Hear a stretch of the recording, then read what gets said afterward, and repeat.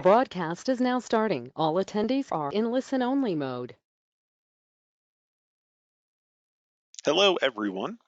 My name is John Briggs. I'm the Client Implementation Manager here at Transfinder, and it is my honor to be able to introduce today's webinar, which is called Going Back to School Before the Kids. It's going to be moderated by Mike Martin for the National Association of People Transportation. Before we get started, just a few pieces of housekeeping. This is going to be an interactive webinar, which means we encourage you to reach out with questions through the question panel. So if during this session you have a question you want one of the panelists to answer, all you need to do is go into that question section, type it in, and either myself, Rick, or Tony on the Transfinder end will be able to get back to you. So we appreciate that interactivity and we look forward to hearing all of your questions. And I mentioned him just a moment ago, so I'm going to pass the microphone on to Transfinder's CEO, Antonio Civitella. Take it away, Tony.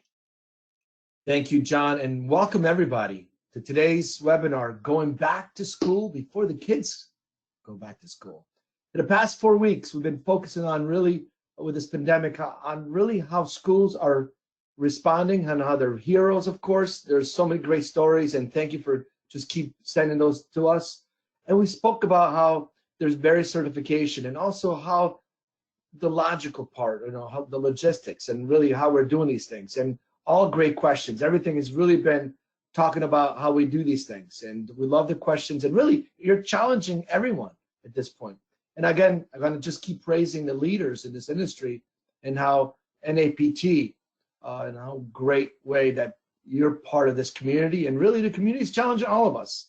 And I know I speak for every single person, and even a panelist are here today, that we're all being challenged, and again, we're all stepping up to the plate here. And again, I can't keep saying how proud I am to be part of this community.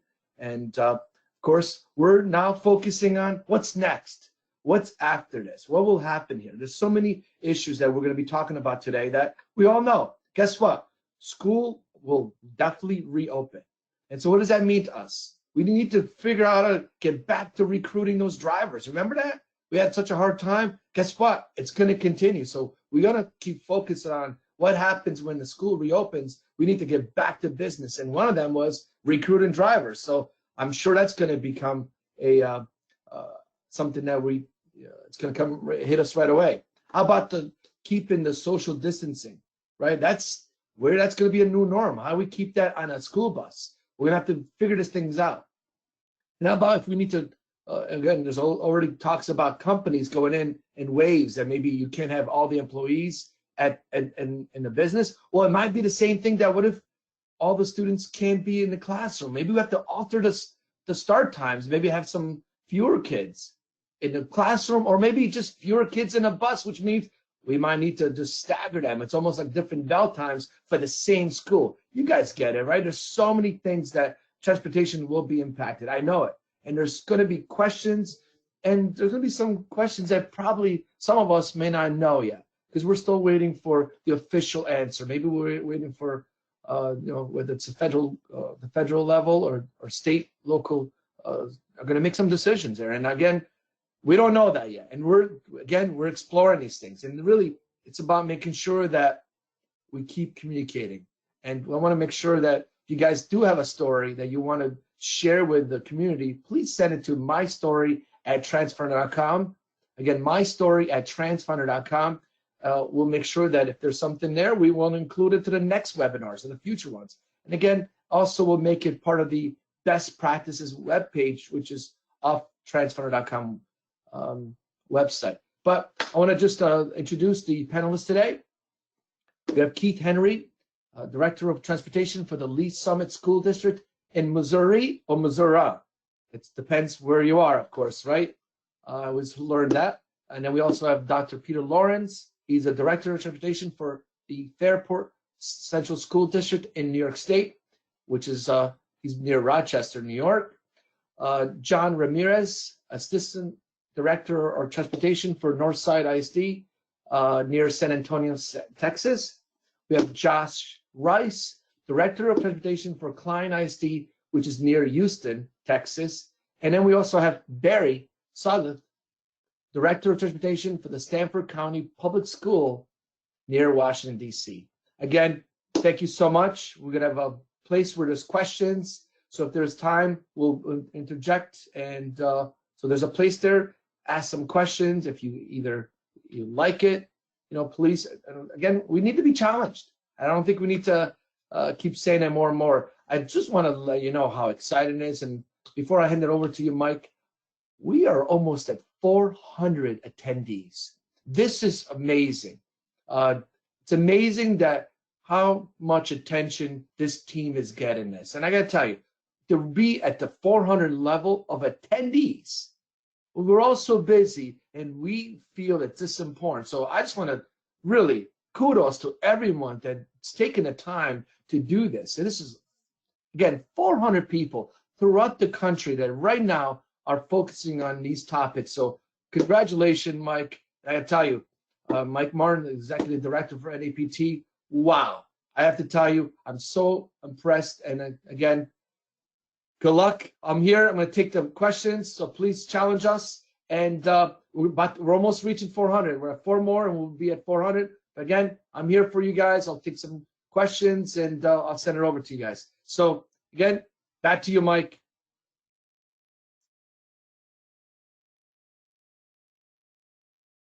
Thank you, Tony, very much. Appreciate your help. And good afternoon, everyone, or good morning.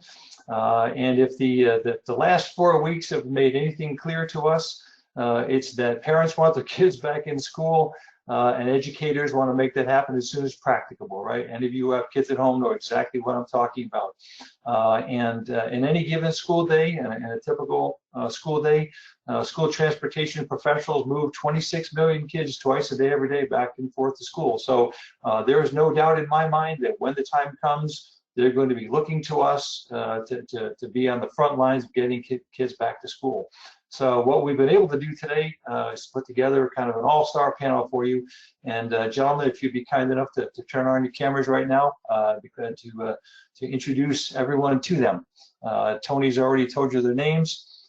This is what they look like. And as you can see from looking at some of these images, this is a far more serious problem than many of us realized.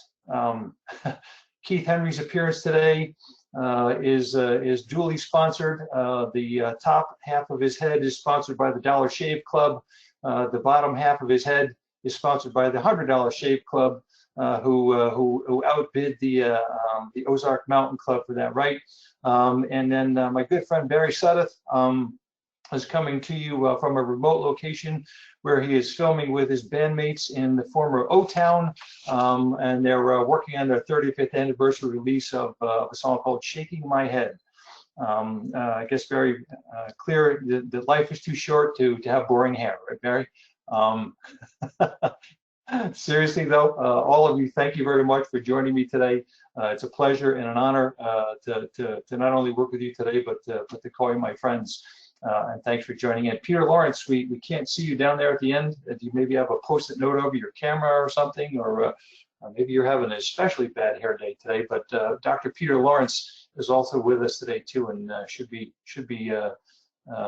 joining us visually any moment. We've got a series of questions that we're going to run through today, and I'm going to get right to it. The first thing that has come up to me as a question frequently is, how is everyone doing managing people from a remote location, right? We had to go from an environment where we saw people every day, face to face, in person. Now all of a sudden, we're all working in a variety of environments, as you can see. So I'd like to ask Josh Rice, if you wouldn't mind, can you tell me how has managing people and their schedules changed for you doing so from a remote workspace? What things have been paramount? Absolutely, Mike. And I think I start out with that, probably just like everybody else. When this first came public and it became the epidemic that it is now, obviously we were on lockdown mode. We went at least 2 or 3 weeks where we didn't allow staff in the buildings, and no one was reporting for work. And as we've transitioned over the last couple of weeks, we've learned that we have to go on with business as usual, not just in our departments, but even in a school district. The grass has to be mowed. Things have to be done. And so now we're in a transition mode of getting our folks back to work. Our drivers and attendants continue to do online learning through a Zoom platform with our supervisors. So they're logging on 3 days a week and they're receiving that continuing education so that we can keep them going. We've got a minimal office staff present, some supervisors and mechanics that are working. But we've learned to do remote with a lot of our things, accounts payable, payroll, routing. The things I tell you to keep in mind is it definitely involves your IT department. You know, can they take their devices home? Can they take the computer home? Can they access what they need at home? Because a lot of our programs are in-house, and now we need remote access and capabilities for that. The staff that are coming back, we're only requiring them right now to work 20 hours a week. So we're trying to minimize how many people are actually in the buildings at one time. And so we're trimming down on work schedules to do that. And we've changed the things we do, things we probably should have done a long time ago, like wiping our desks down every day or spraying the offices before we leave. You know, unfortunately, it took something like this for us to think of those things, but definitely going forward, it's something we need to keep in mind. Great, thank you. Josh, as a frame of reference for everyone, how large a staff do you have and how many are coming to work every day right now? So Mike, we employ about 430 employees. I've probably got about 30 reporting daily now. On a daily basis. Okay, super. And how about you obviously have assistants to assist you with that. What role are they playing? Absolutely. So our assistant directors are coming in to help manage the online learning. That's been a huge thing for us, is to get bus drivers the ability of using a device to log into a platform such as Zoom, or to create that phone conference method for them to dial in. So definitely just make sure our people we're keeping in touch with folks, because we don't want to lose that connection with them while we're away. Got it, super, thank you. John Ramirez from the Northside ISD outside San Antonio is the assistant director there. John, good afternoon, good morning. Thanks for being with us today. How about you? How has the pandemic and working remotely affected your interaction with the folks that you supervise on a daily basis? So, you know, in the transportation world, we're all used to face-to-face. I mean, our lives are face-to-face, the management by walking around. So the challenge of, I cannot go shake your hand, I can't see you eye to eye, I can't look at what you're doing. So we have about 900 and a little over 900 total. So we did, our director got us on Remind, and in record time, we were kind of impressed because we always hear the excuse of, hey, we got an older crowd, they don't like technology, people don't have this. I believe well above 90% are on the Remind. So we send out a lot of information through there. Each station, we have 5 stations that they are able to manage their own, and we share information like that. Zoom meetings, getting that too close, too far look going between the senior staff. We meet a lot that way. So, and then we still have opportunities to go into the office. Like this morning, we just went by to get some laptops to some more of our administrative personnel to increase the ability to do work from home. But the schedule, yeah, that's interesting. It's everybody's available 8 to 5, but just like that happens here, you know, my wife's helping to virtually babysit a friend who's a teacher and the 4-year-old daughter running around, and everybody has to take care of their kids, helping them with school. So we're staying pretty flexible. Great, super, thank you. I know one of the things that I've heard a lot about over the course of the last month from people is, you know, people are worried about driver retention in particular, you know, with some of the financial challenges, some of the other pressures that are facing people as they're you know, working from home and are doing other things. Josh and or John, have you folks had to deal with any of those challenges yet? Josh, you go first. Sure, Mike. Yeah. So one thing we don't want to get behind the 8 ball and continue to recruit and bring people in. That's one thing that was big for us, because we all know as transportation folks that bringing a new bus driver in takes more than just a couple of weeks. That can be a several-month process. So we switched to online interviewing processes through Zoom and through phone conferences to try to continue that push forward. Got it. Dr. Lawrence, how are you today? Doing well. Sorry for the camera trouble. No worries. That's all right. How about you? How how are you folks managing driver recruitment and retention? So obviously driver recruitment and retention is critical anytime. It's almost like the saying, always be selling. If you're a salesman, we always have to be recruiting, and this time, in this day and age with COVID-19, it's even more important than ever to really, as Josh had mentioned, using the Zoom or Google Hangouts to interview. We just had one yesterday, and there's challenges. It's a whole new modem or mode of interviewing, doing the conference calls between distraction, pausing, reading body language. You can see someone, but it's a little more challenging. But some of the other things I think about is I reflect, being in the industry over 30 years. In 2008, we faced a recession that I thought, like, wow, the silver lining is going to be we're going to have driver candidates pouring in because we have all of this unemployment. Unfortunately, there were stimulus packages for the unemployment that kind of made it very attractive to stay unemployed. And currently, there's some other packages which are similar, and I'm not against that, but it does make our jobs that much more tougher. So I think one of the things that we really need to think about and talk not only at our level, but above our level with the upper leadership is looking at benefit packages and really structuring things a lot different than it used to be. Years ago, it was, this is what we have, and if you're interested, great, we'd love to have you. We really need to look at our benefit packages and really come to an a la carte menu.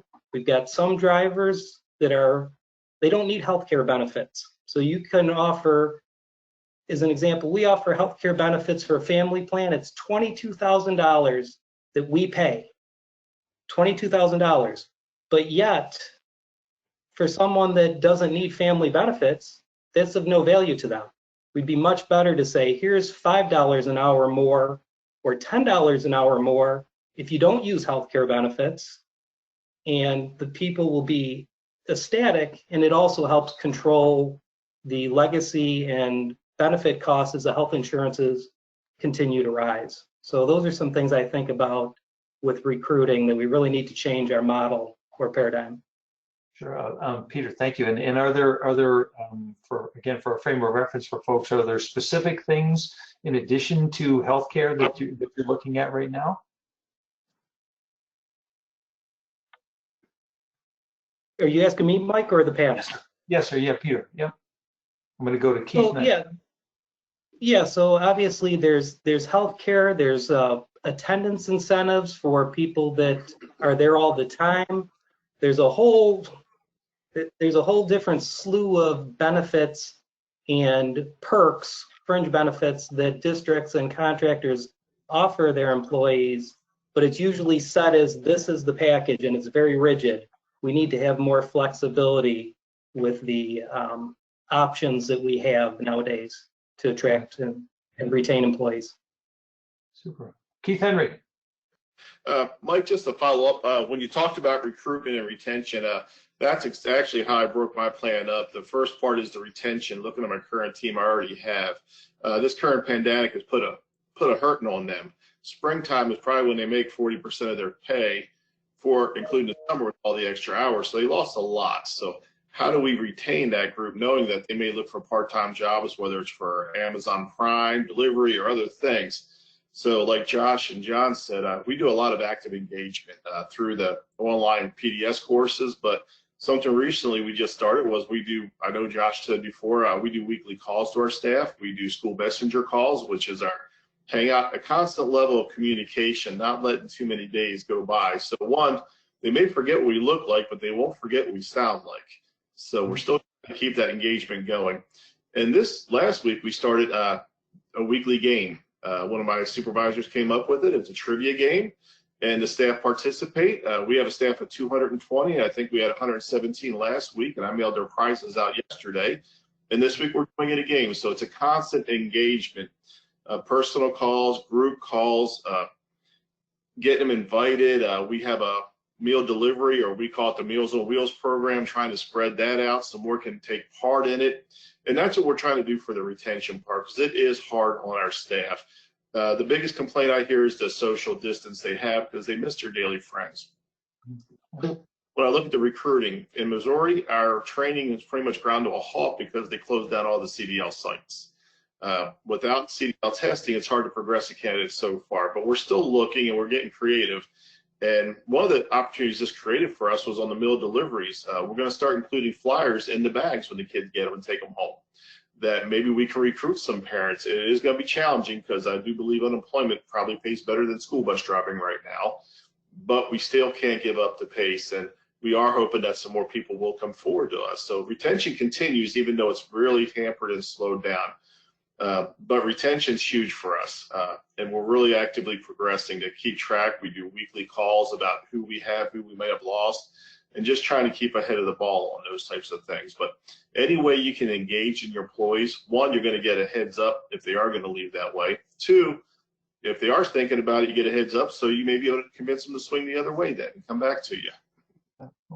Thanks, Keith. Barry Sudduth, how are you? How are you folks making out in Stafford County? We're doing well, thankfully. As far as the retention piece, which was the first thing that occurred to me, thankfully our drivers and attendants and other employees are being paid through the entire pandemic, even those who were non-contracted. They went back 6 months and did an average salary, and those folks are even receiving that. But we are making the phone calls. Like Keith, I'm trying to get the emails out and just to let them know we're there. You know, anybody who knows me knows that I'm not that verbose, and so my emails aren't that long. But I do like for them to know that we're still out there. As far as the recruiting piece, we continue to take applications, but it has slowed tremendously since all of this has happened.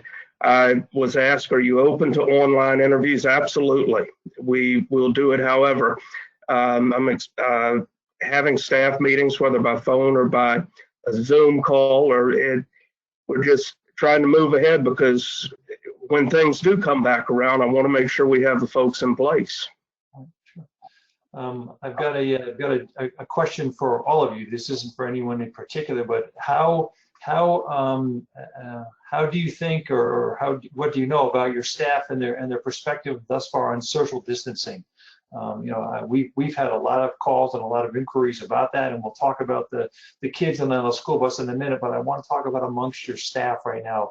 Have you had those conversations with any of them, and what kind of feedback are you getting? Mike, I'll answer that. We've had you know, some of the staff that have returned back, fortunately being mostly supervisors or those folks that have offices on their own. And so social distancing doesn't become an issue there.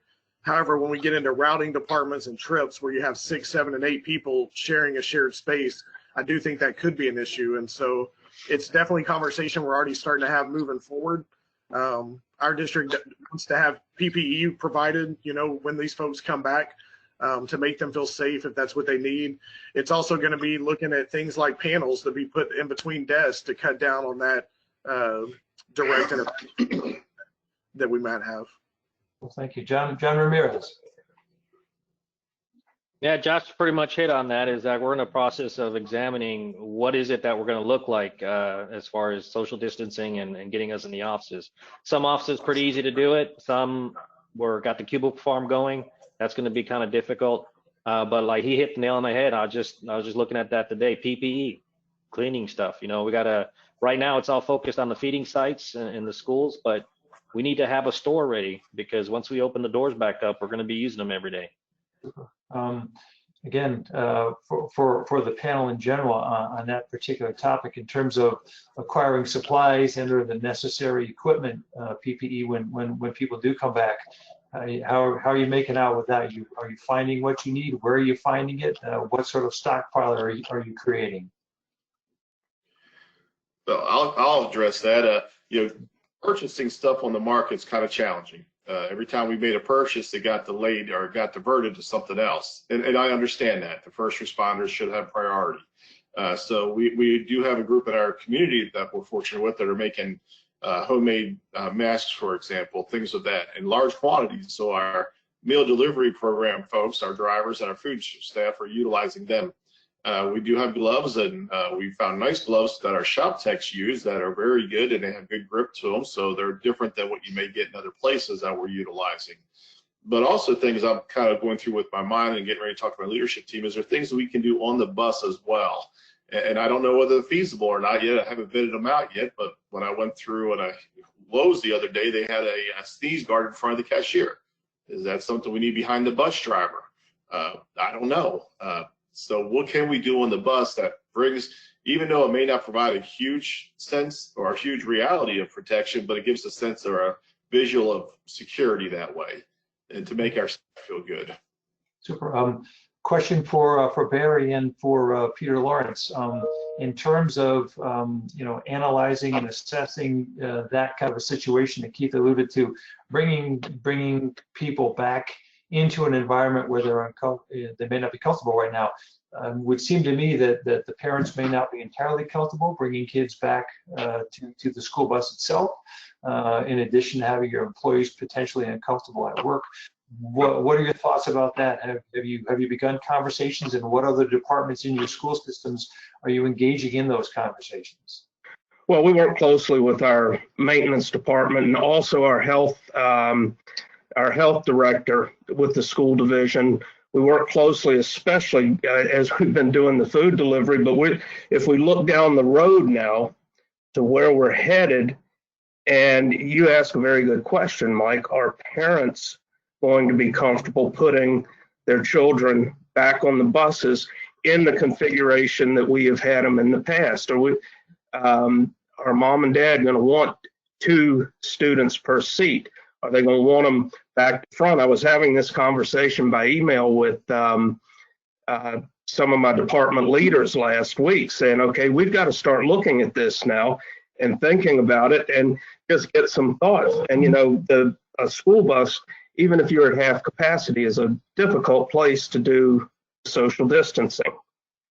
And I think we're going to have some serious concerns there with that.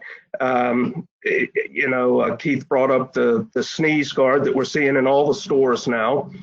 And yeah, while that would work in one situation, I've got staff thinking, what are we going to do? How are we going to handle this? And I know that I don't want to get ahead of ourselves here, but our bell schedule is going to change. What are we going to do exactly to make this thing work?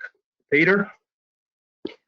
Yeah, no, it's critical questions. The parents, especially in this day and age, I think it's going to be a heavy lift for them to be comfortable. Even, we've talked about at the national level, at NAPT, some of the airlines are looking at reducing their capacity of passengers by 1/3, so which would be similar to if you had a 66 passenger bus, instead of doing 3 to a seat, 2 to a seat. Well, 2 to a seat on a school bus might still be too much. So it's going to be a real challenge and a lot of tough conversations to really look at could you do 1 person to a seat to maintain social distancing, and what does that look like for schedules? We've had that conversation with myself and the superintendent as a starting point, and it's going to be a tough call to look at. One of the things that my routing team and I have discussed is what would it look like for transportation. No one said that we need to do it yet, but what would it look like routing if we did a every other day, either splitting up like an A to K and an L through Z with kids, or doing 2 sessions? What would that look like for transportation if we really have to maintain that social distancing aspect? Question for the panel in general. Have any of you either undertaken or contemplated making outreach to the parents in your community and doing some sort of a survey, a poll to gauge their feelings and or their perspective? Yes, sir, Mr. Henry. Yeah, our director of communications and myself, we've been talking about doing a survey and trying to determine if that would even work. Because one of the things I am thinking about is our ridership will probably go down. parents, as a result of this, they realize in our community that they're not stupid, that it's a tube. Social distancing is really going to be almost impossible, especially when you have videos out there showing what a cough in a grocery store looks like. It looks a lot worse than a school bus. Knowing that, we do see our ridership maybe going down, which does impact our other times, because if the lines at the schools are bigger, that means access for the school buses gets even more challenging, which means we have to pick up earlier to get ahead of the cars, and vice versa in the afternoon. So we do anticipate challenge. We are fortunate, we do online enrollment, and part of that online enrollment every year is every parent has to re-register their student. So even if the survey doesn't give us the accurate results, that online enrollment will give results. Because how many parents will actually enroll their student again in transportation? Got it. Josh Rice, you look like you might have something to offer there. Yeah, you know, Mike, and there's been some talk. We have a group here in the Houston area of transportation directors, and we try to get online once a week, if not every other week. And that's definitely been some discussion, is what is it going to look like if we have to do a half day where half our students go in the morning and half go in the evening. And it's not like your smaller instructional programs when you're dividing your district in full halves. You're going to be asking your drivers to come in at midday 100%, not 20% of them working that midday schedule. So what's that going to look like to them? Are they going to do it? What's it going to look like financially for the district? Because if I'm working on 2 or 3 hours in the morning, 2 or 3 hours at midday, and 2 or 3 hours in the afternoon, they're hitting overtime already just on regular runs. And financially, we all know that regular runs isn't all that makes up their salary. They do trips and shuttles and things like that. So yeah, we've definitely started thinking about some of those items as well. Hey, Josh, frame of reference for everybody. What constitutes overtime at Klein? 7 hours? So for us in Klein and Texas is anything over 40 hours a week. 40 hours a week. Got it. Super. Okay. Terrific. Okay. Lots of questions, I'm sure, coming in. Tony, if you don't mind, let me ask one or two more, and then we'll get to all the questions that are coming in. We mentioned before, a couple of you alluded to the fact that we're going to have to think seriously about things like changing bell times and/or adjusting our schedules to student schedules. Have any of you begun those conversations? And if so, how are they going? Where are you in the process right now? I can address that, Mike, a little, start it off at least. We're already in conversation about some of the bell times, not only of our buildings, but some specific student situations that may have altered schedules. The one, that comes to mind right off the bat is we have medically fragile programs, and all those students have significant health needs. And regardless of what the regular general population does, they're going to need some adjustments. And it may be everything from they have some sort of their own transport versus a group setting transport, or altered schedules because they can't do some of the group things that they used to do. So we're already getting ready for some of those things. We know we're going to come and further challenge us, but we have to accommodate for the benefit of the kids. And bell time happen. I don't look for too many adjustments in Missouri, for example. Our governor makes it very clear that he wants all the kids to go back and he wants them there all day for the parents. But we do realize things may have to change depending on the logistical challenge that happens with us. Okay.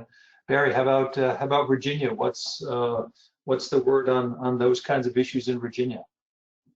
Well, at this point, as you know, we're closed through the year, and any of the information that I've been reading has talked about adjusted bell schedules and continuing to maintain the social distancing piece of it.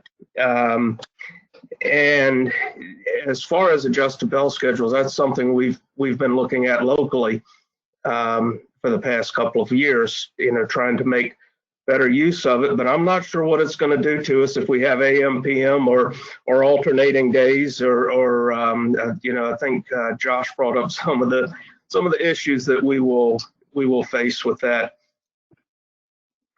All right, super. Barry, another question for you. You and I have talked about this in the past. One of the things that is an unfortunate outcome of this is that we've seen a significant increase in the number of people who become homeless.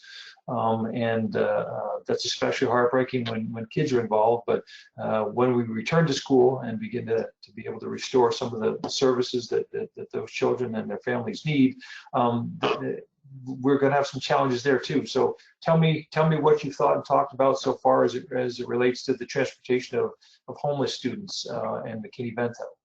Well, even prior to the pandemic, the McKinney-Vento transportation could be a challenge depending on the location of the student and where they were going to school. And I spent some time yesterday speaking with the McKinney-Vento administrator in another location. Just curious, I asked, I said, have your numbers increased through this? And at that location, they had only seen an increase of 3 families in the McKinney-Vento or in the homeless situation.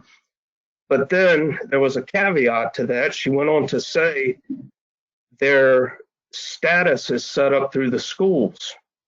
And if the school buildings are not totally functioning, the families have no way to make that outreach. So in this particular situation, they're currently trying to figure out a way to make outreach to the families that may be experiencing homelessness. And speculation on my part, but I think I'm going to be pretty close on this, is the homeless population is only going to increase as we see this pandemic continue. We see states that are trying to reopen, taking steps to reopen, but this is affecting hundreds of thousands of people and their income. Just reading an article this morning, food banks are running out of food. So if that's any indicator of where we are with the McKinney-Vento students, we're going to see a drastic increase and going to really need to rethink the program on how we're going to get these students to school for their education. Yeah, super. Which sort of begs the question to me, and this is one of the things I'd like all of you to address, please, is we'll start with John Ramirez. What sort of meetings do you think people should be setting up right now that will anticipate the return for school, whether that happens sometime at the tail end of this school year or more than likely next school year, even if it's a delayed start? Who should people be talking to and communicating with right now, John? And this is going to be kind of a recap of kind of everything we've been talking about, because a lot of you hit on the same points that this question comes up. We all need to consider the what ifs and how to advise our leadership, because bottom line, we're here to advise our leadership on what to do. Some of us have that seat at the table and determine the requirements. Some of us in the larger districts have a greater distance. So either way, we got to look at a few things here. One of the things that we hit on earlier was you got to get with your warehouse, your supply, your business, what additional cleaning and PPE supplies. Got to go to the HR department, find out what are the guidelines going to be, and how does that affect you? What equipment are you going to need? We're talking about maybe something partitions between the people's desk, or the shields. Those kind of factors, you got to start having that conversation with the HR and the budget department. HR and training, discuss the implications. Will we lose more than normally do? The attrition that we normally all experience over summer. We always have some people that don't come back.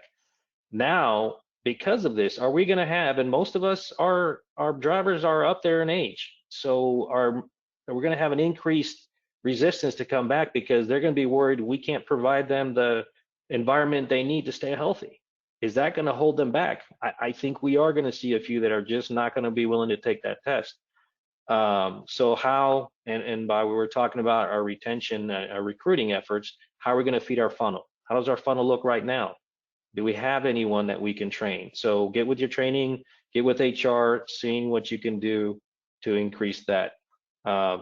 Administration, that's the biggest thing we're all kind of waiting on. Now that the states have put out some guidance as far as Texas, we know we have a way ahead. Now we're processing through there and seeing what we can do. But what guidelines are the districts going to be taking for the classrooms?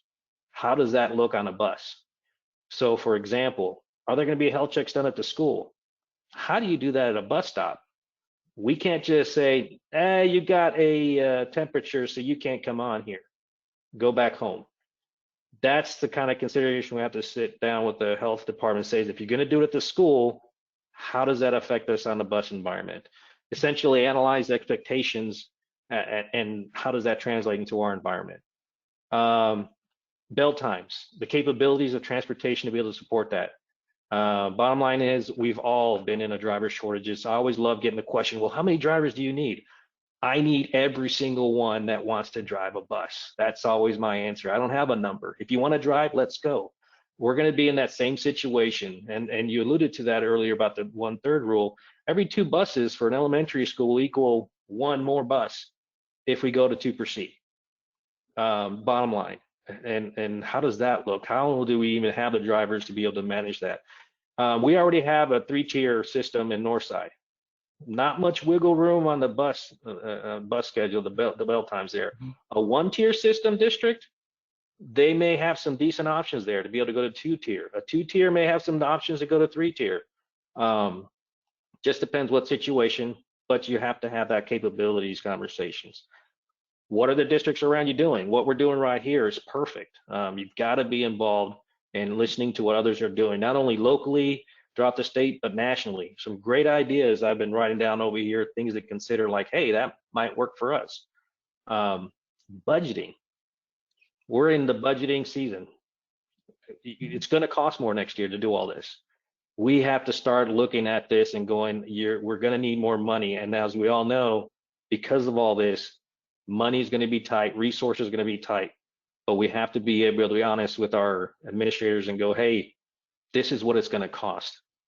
And then bottom line, how do you inform the community? You have to have meetings with the community and get out in front of the questions to let them know this is what we're doing to keep your children safe. So in a nutshell, that's just the kind of we've already talked about all these things in this conversation. So those are the meetings I think we should be looking at. Question for all of you on the panel. Oh, sorry, Dr. Lawrence.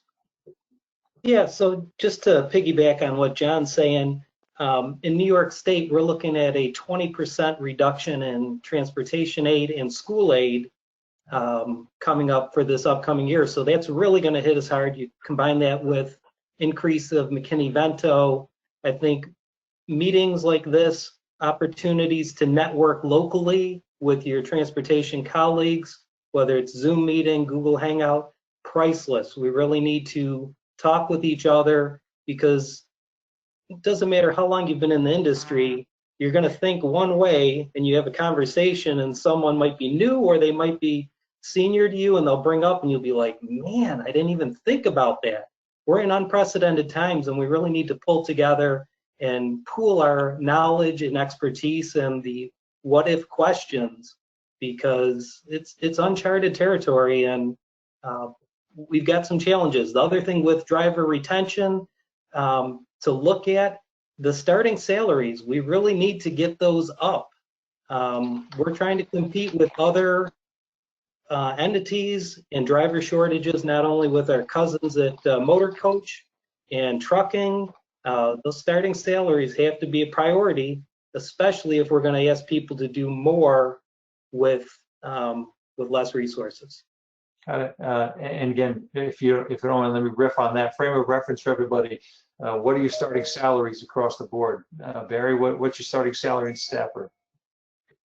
$17.43 an hour. John, in Northside. We do $14.45 starting after 6 months up to 15. Keith. Starting salary $16.51, tops out at 22 something. All right, Josh. And we're at 17.05. And we're $14.50, but there is no cap, and they'll offer 20 cents credit, 20 cents per year up to 5 years, so you can make $1 an hour more. But we are looking to try to get more competitive. Super. Okay, cool. Another question, another riff on the general topic, right? How many of you are on and or involved in something like a superintendent's cabinet or conversations within the district at either with the superintendent or one of the assistant superintendents? Peter? Yes.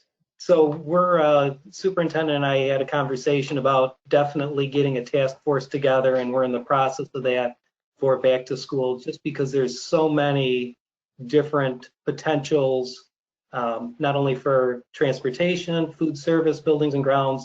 You really need, your pupil services, a core group of people to make sure that your district is ready to open when that time comes, whether it's in fall, whether it's for summer school. But if you haven't addressed the task force or you haven't heard of one, definitely you should be reaching out to your superintendent to say, hey, when we get this, I want to be on it. Okay, super. Barry, you had your hand up? Yes, sir. Fortunately, I'm able to, well, not fortunately, I am a part of the cabinet and do participate in the weekly meetings. Up to this point, the transportation side of those meetings has been focusing on the food distribution, but it's good to be a part of that now, in that we're starting to discuss, okay, if this happens, our summer learning will, will the summer learning take place? Will it take place the way that it was envisioned, where we were going to do we were actually not using every school, we were just using certain locations. Well, the question has come up now. We may have to do this in all the locations to get some of our students back up to speed. So, and yes, Stafford does have a task force to reopen schools. And while it is a challenging time, it's also an exciting time because we're somewhere we've never been before. And I think once we get out of all of this, we're all going to be stronger operations. It's a chance for transportation to shine, right? John, you seem like you had a thought there. Well, unlike all of you all important guys here, I've got the joy and honor of giving my professional opinion to my boss, and then she gets to go all those fun meetings. And so I get a little reprieve from that, but I definitely know our message gets taken up there to our deputy superintendents. Keith? Well, something to keep in mind, if you're not part of the conversation, I guarantee it's happening. So you got to be a bloodhound and sniff it out. If you're sitting back waiting for someone to come tell you what's going on, you're already behind the 8 ball. Get out there and get ahead of it. In some cases, I found in my own district, thanks to my questioning, the conversation started it. And so it's a good thing. Get out there and push. Right. Keep asking, right? Super. All right. Gentlemen, thank you. I think there's probably some questions. Tony Civitella, or do we have some questions from the crowd? Oh boy, do we have some questions. Let's face it, gentlemen, I just want to tell you again how we had 414 people attended, plus 9 of us that are actually part of this meeting. So 414. I'm not sure if that's a record for you guys or not, but I think it is for us. So congratulations. I want to go through as many questions as possible. By the way, I was trying to get things organized. So if I ask a question, you guys already answered, just say, hey, I already answered that. All right. So guys, I tried to multitask, which I don't believe you can. So let's start with the first one is, anyone think, what do you guys think about installing hand sanitizers right inside the bus, maybe checking temperature right there, and then maybe even having the drivers and the students wear these masks? Is there, I know you guys talked about it, but this is, I'm putting everything in one question. Anyone want to just, Josh, you got your hands up? What do you think? Yeah, I'll start with that. I definitely think we're going to go to cleaning buses differently than we always have. I don't think putting hand sanitizer is out of the norm. I think that's something that if it's stuck on the wall in a building, why can't it be stuck somewhere in a bus? I've definitely had the question asked by our staff already about students wearing masks. I really believe that when we do go back to what normal used to be for us, that that's probably going to be something that a child or their parents can make a decision for them to do. I don't see the world going back to school opening and requiring kids to wear a mask. And that's just my personal opinion on that. Good, Josh. Listen, there's no. Barry, you had your hand up too? That's right. Yeah. Next one, because I have tons. Another one. It's a great idea, by the way. It's something that we at Transfinder do this a lot of time because we're a technology company. We can do this. It's online interviews. In other words, you the Zoom or people are asking for what if we're going to do that. What are the best practices? I mean, I could chime in like crazy because we actually created a video. There's products out there, and maybe I could share with you guys. There's products out there you could. Again, with technology, they're asking questions, and they have like 3 shots to answer a question. It's like a video, really cool. But online interviews is something we do all the time. But what do you guys think about online interviews, and what should people be thinking about? Anyone wants to give it a shot at? Peter, go ahead. Go ahead, Peter. Yeah, so just quickly, one of the things, so I just did a video interview yesterday. I think really allowing yourself the time to pause and let the person answer the question and push back. A lot of times you'll have someone that is, you know, reluctant, or they're answering, but it's not what you want to have. So I think you really have to engage them and answer or ask the question a couple of different ways to make sure they're not just giving you a I don't want to say a bogus answer, but an easy answer. Cool, thank you. Another question, and again, I'm just going to bang out, and maybe you guys just raise your hand, and I'll see you guys. I'll call you on it if it's okay. We only have 9 minutes left, and I feel like there's enough things to go through. Someone asked about literally going and removing seats. Removing seats, right? I mean, you've probably seen things on TV now where they're doing these press interviews. They get rid of the chairs, so that way you can't sit next to each other. Anyone thinking about literally removing the seats out of the buses? I mean, what do you guys think? Anybody wants to give it a shot? Hey, Barry, you go for it. You look like you're chomping at the bit. Barry, I think you want to answer that. I'm not chomping at the bit here, but I think we'd have some serious FMVSS issues with that, and also the compartmentalization. They'd have to that would take away the whole safety piece of the school bus. Oh, that's a good one. Well, also, I think if we're going to go right down to this, and I think Josh, you had an opinion about things. I'm going to agree with your opinion, because at a certain point, if we're not ready, then we're not ready, right? If we're going to make these massive changes, then we're really not ready. And again, it's just my opinion. I have no facts behind it. But as a parent, I do want to get my kid out of the house as soon as possible. But there's something in there. What about summer school, guys? Clearly, we have no idea if summer school is going to happen or not. If summer school happens, anyone wants to chime in? We get these questions all the time.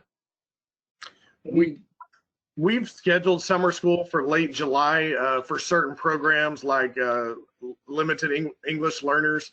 A lot of summer school is driven off of testing, which I know in Texas, testing has been waived. So the point of bringing in kids for summer school would be a moot point, because with testing being waived, there's no additional requirements for them to attend summer school. This is something that no one asked. I want to actually talk about this. Maybe Keith, you got your hand. I'm going to volunteer you, because what do you think about just extending the school altogether? I mean, is this going to be a crazy thing? Because let's face it, my son is, this distant learning, and my wife is really taking the majority of effort on making sure he does things on his computer and so forth. But what do you guys think about just extending the year? If we don't go back, let's say, I think Texas already announced that you guys are not going back. I think, there'll be other states what do you think of just saying, hey, it's not June 30th. Let's just keep, listen, if we can't leave the house, I would say keep schooling, man, right through July and August. Is that bad to say? Well, I think number one, you're going to see more virtual learning, and summer school programs probably will be virtual. To say you can't mandate a summer school process, at least in Missouri, you cannot mandate summer school. But the other part is, if you start making those programs longer, there's going to be a financial hit. Many of us have already realized our states are going to take hits on financial. Peter said it well. New York's had it. Missouri's having it. My neighbor state, Kansas, is having it. So if you extend school year, you're adding more days to teachers. If you add more days to teacher, that's a big cost. I don't necessarily know the districts are going to be in a shape to extend and add days of teacher contracts. or other supporting roles or contracts. Because with the education comes a whole other caveat, which is special needs. Special needs students have a lot of related services, and they're not being provided for through this time. So you need to bring those related services back in too. So to extend in that days, I think financially is going to be a challenge for any school district in the country. So good one. Peter, I think I'm going to just volunteer you here because this is more specific on New York State. Obviously DMV, or it's from Al from Shenandoah. I'm sure you know about this. He's really concerned about that. DMV offices are closed, and really throws down everything, unsure what's going to happen. Maybe you could help. What should we do here? We obviously we all recognize DMV needs to open up soon here in New York State, but what's your opinion about New York State having DMV? So yeah, that's a great issue and a great problem. Our testing, as far as behind the wheel road tests, defensive driving reviews, staying in compliance is a challenge. Some people have the mindset that, well, it's an unusual time, I'll just drop the people and then get them back on board when we get going. It's difficult. Hopefully DMV will open up. That still shouldn't prevent us from doing training, especially one-on-one, maintaining proper social distancing. But it's tough, and it's hard when the guidance isn't there. I think you need to do what's educationally sound and justifiable for your operation. And just to get back with one question with aid, I mentioned trans aid cut by 20%. It's educational aid, which could fall into trans aid, but for New York State, it's 20% is what they're looking at. And also quarterly doing adjustments to that aid. So that even makes it a more difficult picture for school districts to maintain a budget, especially every quarter the government could take more and more aid away or not deliver as much as they promised. Tony, and I want to add something to that. I know that was one of our big things at first was if we are able to interview people, are we still going to be able to get them through the licensing office, get their written tests done, get their driving tests done. We're very fortunate at our district to have several examiners on site where we can do the driving test here. We got great news last week from the state of Texas towards the end of the week that if we're licensed to do our own driving test, we can now do our own written test on site. And they've already released a process of how we can make that happen so that as we bring in people, they can still continue to take those written tests here with us and get their learner's permit and be able to take that driving test and be successful. Because our thought is more futuristic of, are we ready if we're going to go back in August and we're short, are we going to be ready with those drivers to be able to start the year back?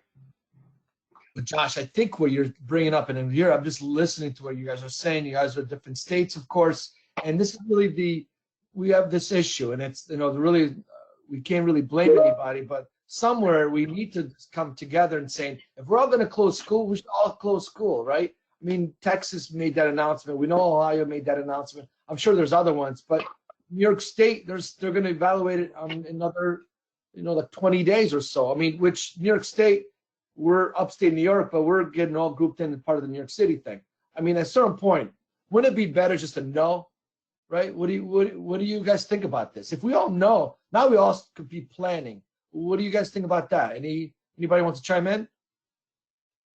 I think John, you want to say? Sorry, Barry. Yeah, so I think that's the biggest challenge for all of us is the unknown. We are very reactionary in these positions because we have to wait for the task force, everyone to make that decision. Hopefully we get a word in there, and then we got to see how we can do it. Just like the federal guidelines came down and the state comes down and then the districts can decide, and we're waiting for that. So yeah, to know would be great, but there's so many factors in there that one question is not a simple answer, and the best I can hope for is that we just be able to give our input of the consequences of the decisions and the possible steps we have to take to mitigate it. Barry. John, you nailed it.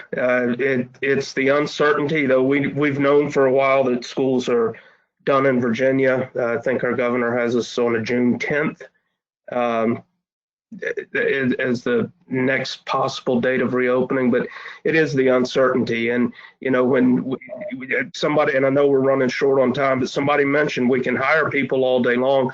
We're not as fortunate, Josh, as you are in Texas.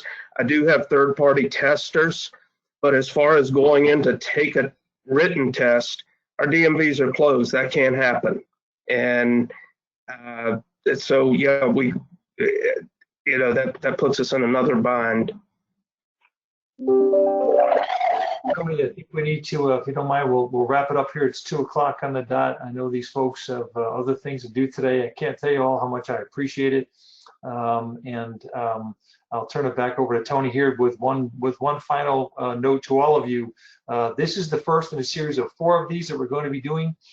We've got an additional number of people that are going to join as panelists. So we'll have a rotating group of 5 every week that will be discussing issues like this, whether it's operations, policy, or politics. So I hope you'll join us again next week, and the week thereafter, and then the 3rd week after that. So Tony, take us home, please.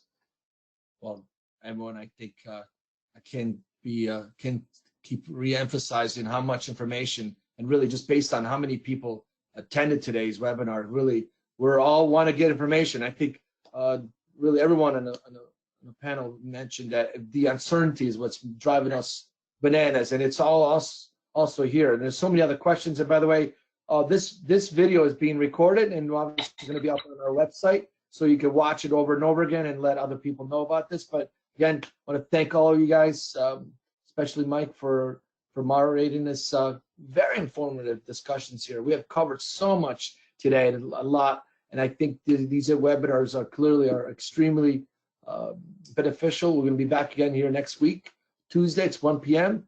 It's Eastern time. It's the same bat time, same bat channel, like we always say. So again, these are the stories and how we're serving the community. So please, if you have any stories you want to share with us, again, it's not with Transfinder. We want to share with everyone else. So send it to mystory@transfinder.com, and we will make sure this all goes out to everyone else, and we want to share it. So again, thank you for attending today. I think the number was like over 415 attendees, a big record. So Mike and everyone else on the panel, you guys did a great job. Thank you so much, and let's have a great day. All right, stay safe, everybody.